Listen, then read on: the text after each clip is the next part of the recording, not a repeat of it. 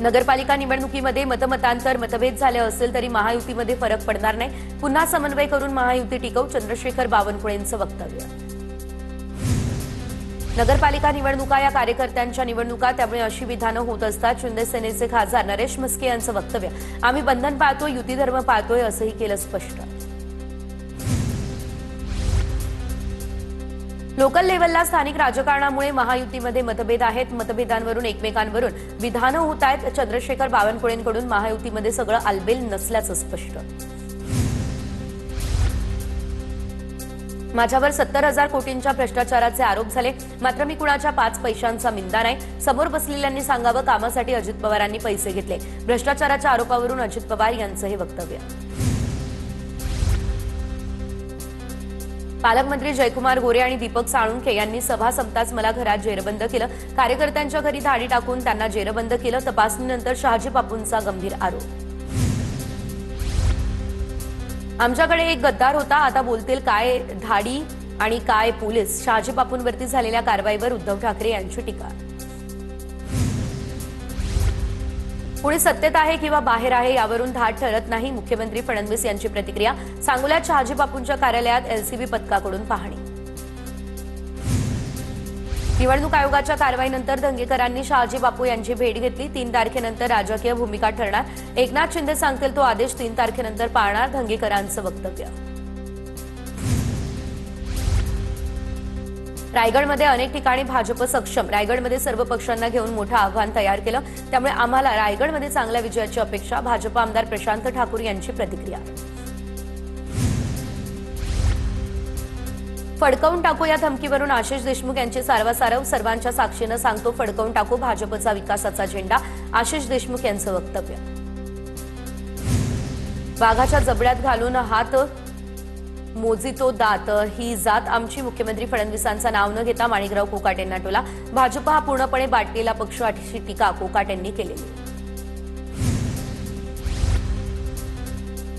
गुलाबराव, तुम्ही आम्हाला चुना लावता, जुनी सवय अजून जात नाही का. नगरविकास खात्यावरून आमदार सरोज आहिरे यांची मंत्री गुलाबराव पाटील यांच्यावर टीका.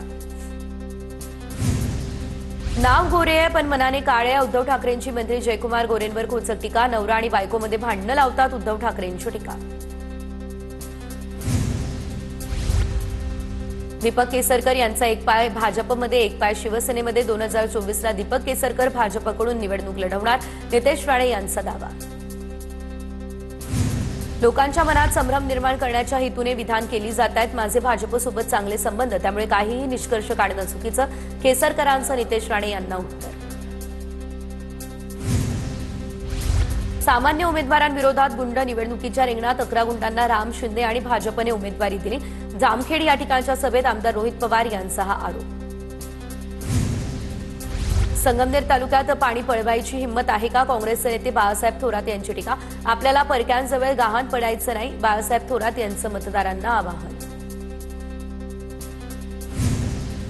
नाशिक पुणे रेल्वेचा मार्ग बदलला, आता निळवंडेचं पाणी नेण्याचा डाव. सत्यजित तांबेंचं नाव न घेता मंत्री राधाकृष्ण विखेंवर निशाणा. 3 तारखेला कुणी काय काम केलं हे स्पष्ट होईल, सत्यजित तांबे यांचं वक्तव्य. सुधीर मुनगंटीवार यांना मुख्यमंत्री फडणवीस विचारत नाही, काँग्रेसच्या वडेट्टीवारांची टीका. उमेदवाराकडे पाहून मतदान करा, विजय वडेट्टीवार यांचं मतदारांना आवाहन. जगात आता भारताच्या पंतप्रधानांना ऐकतात. पंतप्रधानांमुळे जगात भारताची शक्ती प्रकट व्हायला लागली आहे. पुण्यातील कार्यक्रमात बोलताना सरसंघचालक मोहन भागवत यांचं विधान.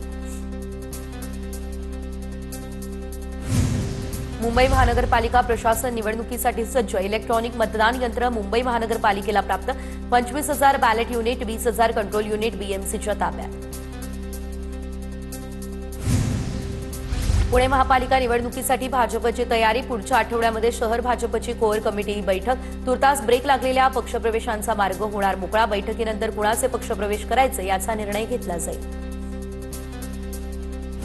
चंद्रपुरात काँग्रेसच्या उमेदवाराचा गौतमी पाटीलकडून प्रचार, तर गौतमी पाटीलला ट्रोल करणाऱ्यांना धडा शिकवणार. भाऊ म्हणून गौतमीच्या पाठीशी उभा.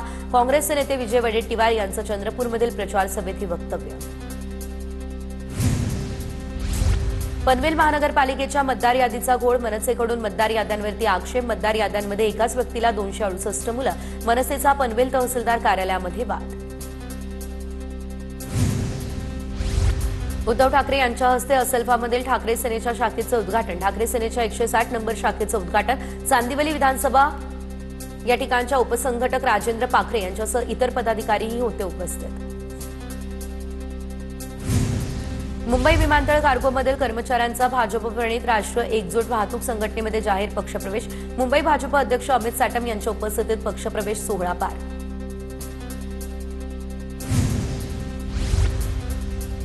सांगलीमधल्या उरण ईश्वरपूरमध्ये महिला उमेदवाराच्या पतीला मारहाण, पवारांचे उमेदवार पुष्पलता खरात यांच्या पतीला मारहाण, अजितदादांचे उमेदवार वैभव पवार यांनी मारहाण केल्याचा आरोप. अकोल्यात एमआयएमच्या महिला नगरसेवक पदाच्या उमेदवाराच्या पतीवरती जीवघेणा हल्ला, राजकीय वादातून तेलगोटे यांच्यावर हल्ला झाला अशी प्राथमिक माहिती. नागपूरच्या वाडी नगर परिषदेच्या अपक्ष उमेदवाराकडून पैसे वाटप करणाऱ्याला भाजप युवा मोर्चानं पोलिसांच्या ताब्यात दिलं. हिंगोलीमधल्या शेतकरी भवन परिसरात 1 कोटींची रोकड जप्त, तर हिंगोली या ठिकाणच्या निवडणूक आयोगाच्या भरारी पथकानं रोकड घेतली ताब्यात.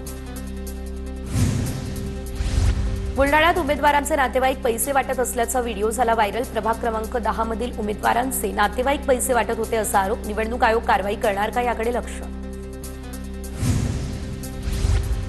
चंद्रपूरमध्ये भाजप उमेदवाराकडून मतदारांना पैशांचं आमिष दिलं जातंय असा काँग्रेसचा आरोप, तर भाजपचे उमेदवार अमोल चिल्लावार यांचे वडील पांडुरंग चिल्लावार पैसे वाटत असल्याचा आरोप, भाजप उमेदवाराच्या घरातून पैसे वाटतानाचा व्हिडिओ व्हायरल.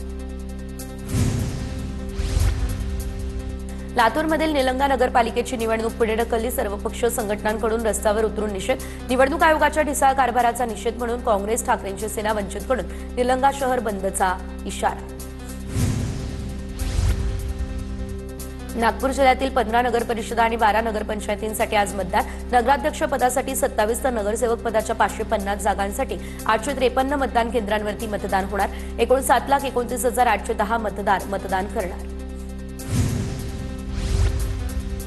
पुण्यात 12 नगरपरिषदा आणि 3 नगरपंचायतींमध्ये मतदानाची रणधुमाळी, 6.3 लाख नोंदणीकृत मतदार आपला मतदानाचा हक्क बजावणार.